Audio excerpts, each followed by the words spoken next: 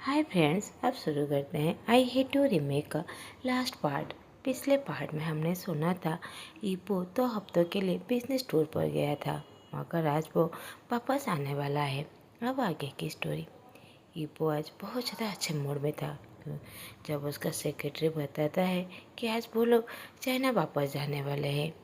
Secretary realise करता है कि उसका बॉस आज बहुत ज़्यादा खुश है। उन कुछ दिनों से वो नोटिस कर रहा था कि उसका बॉस का बिहेवियर में बहुत ज़्यादा चेंजिंग आ गया है। पहले वो बहुत ज़्यादा रूड थे और वो किसी से भी नाइसली बातें नहीं कर रहे थे, मगर अब तो वो सारी एम्प्लॉय के साथ नाइसली बिहेवियर करते हैं। मगर हाँ, किसी के सामने भी मुस्कुराता नहीं है। वो मुस्कान बस एक ही खूबसूरत मैन को बिलोंग करता है, जो उनका ब्यूटीफुल सा वाइफ है। अब सेक्रेटरी फ्लाइट बुक कर देता है। वो 2 घंटों में चाइना पहुंच जाएंगे। दूसरी तरफ वांगशियन, जो आज बहुत ज़्यादा एनर्जेटिक और प्लेफुल था, वो सोने का नाम ही नहीं ले रहा था। वो बस गिगल ही करे जा रहा था। जहान अपनी बेबी को पकड़ते हुए कहता है, मेरा गुड बॉय प्लीज़ सो जाओ ना, मामा को भी थोड़ा सा नींद आ रहा है। मगर वांगशियन सोने का नाम ही नहीं ले रहा था। जहान और उसका मदर इन लॉ वो तो पूरी तरह टायर्ड हो गए थे, चाहे वो कुछ भी करे, मगर वांगशियन सो भी नहीं रहा था। कुछ देर बाद फाइनली वांगशियन सो जाता है। तब तक तो शाम के 5 बज चुके थे। जहान तो रोने वाला सूरत हो गया था।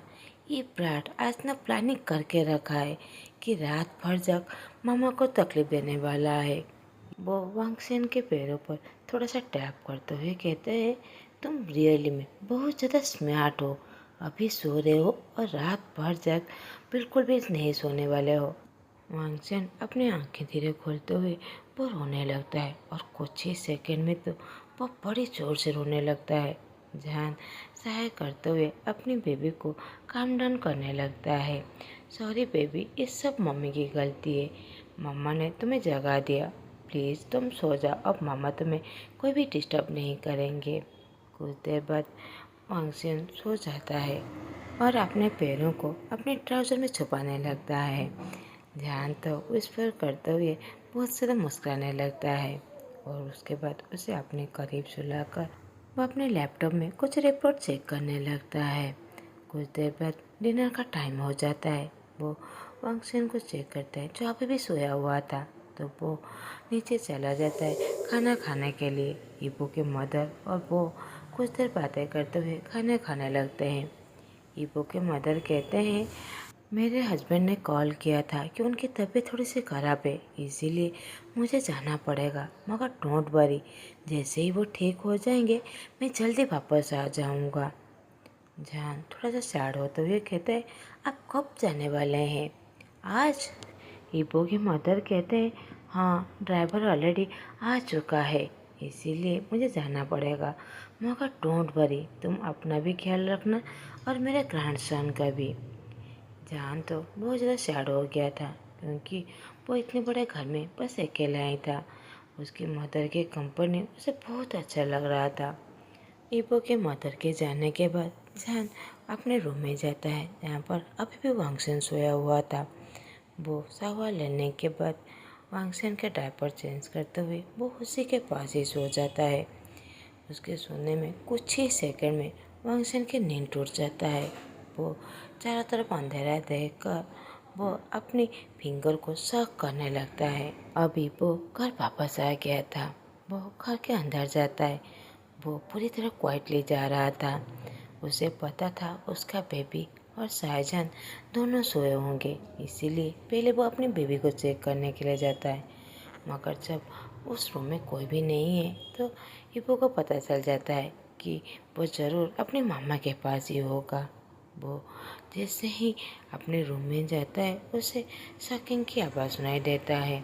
ईपो को पता था ये बस उसकी बेबी ही कर रहा है।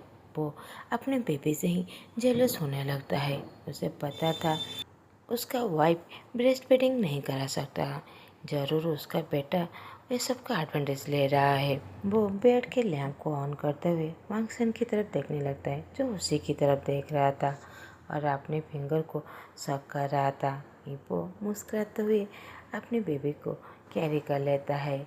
और जान की तरफ देखता है जो पीसफुली सोया हुआ था।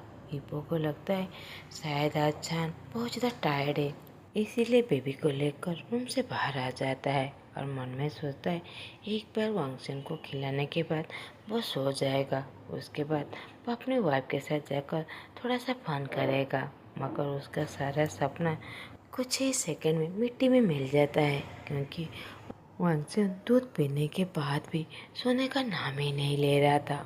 वो बस अपने फादर के साथ खेलने लगता है। ईपो तो अपने दांतों को ग्रेट करने लगता है, मगर अपनी बेबी को कुछ कह भी नहीं सकता। मन में कहता है ये बेबी ना ये सब कुछ इंटेंशनली कर रहा है। मेरा जो प्लानिंग था उसने तो सब कुछ खराब कर दिया। मैंने कितने ज़्यादा सपने लेकर आया था। क्या इस बच्चे को समझ नहीं आ रहा है कि एल्डर कितना ज़्यादा इम्पोर्टेंट काम करने वाले होते हैं। ये कहकर अपनी बेबी के नोज़ को पेंच करने लगता है। कुछ देर बाद वांगचन सो जाता है। जब ईपो टाइम चेक करता है तो सुबह का 5 बज चुके था। वो रात भर जगकर अपने बेटे का ख्याल रख रहा था। अपने मन में कहता है ये बेबी ना, इसने तो डिसाइड ही कर लिया था कि अपने फादर की कोई भी बात नहीं सुनेगा। वो समझ नहीं रहा है कि उसकी डैड को रात में कितना सारा काम होता है। तुम बस एक बार जग जाओ, फिर हम दोनों मिलके बातें करेंगे। तुम इस तरह मुझे डिस्टर्ब नहीं कर सकते। ईपो का तो सारा सपना चूरमार हो गया था। वो मुस्कुराते हुए अपने बेबी को लास्ट टाइम देखने लगता है, जो पीसफुली सोया हुआ था। अब वो अपने रूम में चला जाता है और जान के पास जाकर सो जाता है। जान को सडनली जैसे ही नींद टूटता है, उसे याद आता है वो पीसफुली रात भर जग सोया हुआ है। उसका बेबी अभी तक नहीं रो रहा है। अगर उसके मदर इन लॉ होते तो कोई प्रॉब्लम नहीं होता, मगर तो वो तो कल रात को ही चले गए थे। तो फिर उसका बेबी, और वो बेबी रात को तो उसके पास सोया था, अब क्यों नहीं है। वो ये सोचकर डरते हुए पेट से उठने ही वाला था कि उसे एहसास होता है कि कोई उसे टाइटली पकड़ा हुआ है। वो दूसरी तरफ देखने लगता है, जो ईपो था, जो उसके पास कंफर्टेबली सोया हुआ था। उसे समझने में देरी नहीं होता कि ईपो ही वांगसेन का रात भर से ख्याल रख रहा था। मगर ईपो ने तो कहा था कि उसके काम खत्म होने में और 2 हफ्ते लगेंगे। वो इतनी जल्दी कैसे वापस आ गया। शायद वो मुझे सरप्राइज़ देना चाहता था। ये सोचकर वो अपने हस्बैंड को डिस्टर्ब नहीं करना चाहता था, मगर वो बहुत ज़्यादा खुश था कि उसका हस्बैंड बहुत ज़्यादा केयरिंग और रेस्पॉन्सिबिलिटी है। अब वो अपने बेबी के रूम में जाता है, जो पीसफुली सोया हुआ था। तो वो उसके फोrehead पर किस करते हुए मॉर्निंग रूटीन काम करता है, और उसके बाद ब्रेकफास्ट बनाने के बाद वो लैपटॉप में कुछ काम करने लगता है। वो उन बाप बेटों को डिस्टर्ब नहीं करना चाहता था। अब आफ्टरनून को सेम टाइम पर दोनों की नींद टूटता है, तो जान अपने बेबी को लेकर उसका केयर करने लगता है। कुछ देर बाद ईपो सवाल लेने के बाद उन दोनों के पास ही आ जाता है। जान शेफ को कहकर कुछ खाना बनाने के लिए कहता है, क्योंकि वांगजियन तो जान को छोड़ ही नहीं रहा था।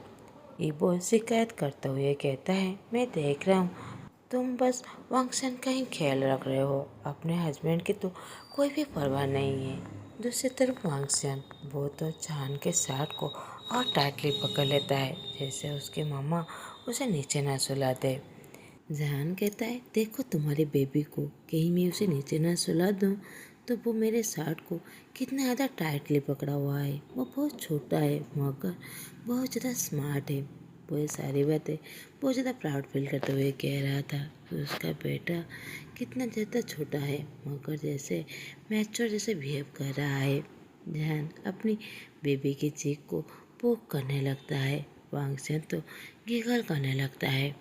ईपो अपना मुंह फुलाते हुए कहता है, ये बेबी तो बहुत ज़्यादा चालाक है। पहली बात, पूरे रात मुझे जगाया था, और अब ऐसा बिहेव कर रहा है जैसे वो मेरे जान के लिए बहुत ज़्यादा पॉजिटिव है। ईपो जान को अपना करीब करते हुए कहता है, ना गले लगाया ना किस किया। माय डियर, क्या तुमने अपने हस्बैंड को मिस नहीं किया? हमारा बेबी यहीं पर है, तुम्हें इस तरह। जान अपनी बातें कंप्लीट ही नहीं करता। ईपो जान को किस करने लगता है। अब जान भी स्ट्रगल नहीं करता, वो भी रिटर्नली किस करने लगता है। कुछ देर बाद ईपो किस को ब्रेक करते हुए जान के फेस को केयर करते हुए कहता है, अगर वांगशन नहीं होता तो मैं ज़रूर कंटिन्यू करता, इससे भी आगे। वो आगे बहुत कुछ करना चाहता था, मगर उसके बेबी की वजह से वो थोड़ा सा चुप हो जाता है, चाहे वो कितना ज़्यादा हनी फील करे। जहान कहता है, मेरे बेटे को उसकी मम्मी की ज़रूरत है, इसीलिए मैं तुम्हारी कोई भी हेल्प नहीं कर सकता। ये कहकर अपने बेटे को लेकर वहाँ से जाने लगता है। वो समझ नहीं पा रहा था कि इस वक्त वो क्या कहे। और वो लोग डाइनिंग टेबल पर बैठकर खाना खाने लगते हैं। कुछ देर बाद जैसे ही वांगचन सो जाता है, वो बस इसी बात का इंतज़ार कर रहा था। वो जहान को अपने करीब करते हुए वो दोनों इंटीमेट हो जाते हैं। जहान को पता था उसका हस्बैंड कितना ज़्यादा सेमलेस है। इस तरह 1 साल बीत जाते हैं। जहान और हिप्पो के रिलेशनशिप और ज़्यादा इम्प्रूव हो गया था। वो दोनों एक दूसरे से बहुत ज़्यादा प्यार करते हैं, रेस्पेक्ट करते हैं। वो सब कुछ भूल गया था जहान, जो हिप्पो ने उसके जो इतना ज़्यादा हर्ट किया था। बस जहान के जो सारे दोस्त थे वो जहान से मिलने नहीं आते थे, क्योंकि वो बहुत ज़्यादा जेलस हो जाता था। जहान चाहे जितना ज़्यादा समझाए, मगर वो तो बहुत ज़्यादा पॉजिटिव था। वांगचन अब 1 साल का हो गया था। वो बहुत ज़्यादा हैंडसम था और बहुत ज़्यादा सोशलिटी। वो सभी उसे बहुत ज़्यादा प्यार करते हैं। जहान तो अपने लाइफ से बहुत ज़्यादा खुश था। परफेक्ट और हैप्पी फैमिली। उसका हस्बैंड जो उससे मैडली प्यार करता है, जिसके लिए वो कुछ भी करने के लिए तैयार हो जाता है। इसी प्यार भरे लाइफ के साथ ये स्टोरी यहीं पर ही कंप्लीट होता है। अगर आप लोगों को मेरा एक्सप्रेशन अच्छा लगे तो प्लीज़ लाइक, कमेंट और सब्सक्राइब कर दीजिएगा। Thanks for watching.